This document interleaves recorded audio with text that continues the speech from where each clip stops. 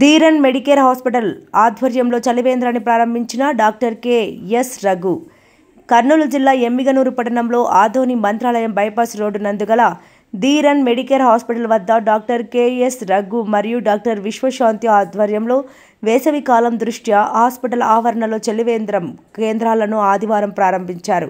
ఈ సందర్భంగా డాక్టర్ రఘు మాట్లాడుతూ ఎమ్మిగనూరు పట్టణంలో రోజురోజుకి ఎండలు పెరుగుతున్న కారణంగా హాస్పిటల్కి వచ్చే వారికి మరియు పాదచారులకు అనేక మంది తాగునీటికి ఇబ్బందులు లేకుండా చలివేంద్రాలను ఏర్పాటు చేశామని అన్నారు. ఈ చలివేంద్రాన్ని ప్రజలందరూ సద్వినియోగం చేసుకోవాలని ఆయన అన్నారు. అనంతరం డాక్టర్ రఘు పాదచారులకు మజ్జిగ పంపిణీ చేశారు. కార్యక్రమంలో పలువురు ప్రముఖులు మరియు హాస్పిటల్ సిబ్బంది ప్రజలు పాల్గొన్నారు. చాలా ఇబ్బంది పడుతున్నారు. ఎండ ఎక్కువ ఉన్నాయి. దానికి వచ్చి మన హాస్పిటల్ తరఫు చిన్న పేషెంట్ల తరఫు నుంచి ప్రజలకి వచ్చి చిన్న ప్రోగ్రామ్ ఏర్పాటు చేసి అందరూ దీన్ని వాడుకోవాలని చెప్తూ సెలవు తీసుకున్నారు.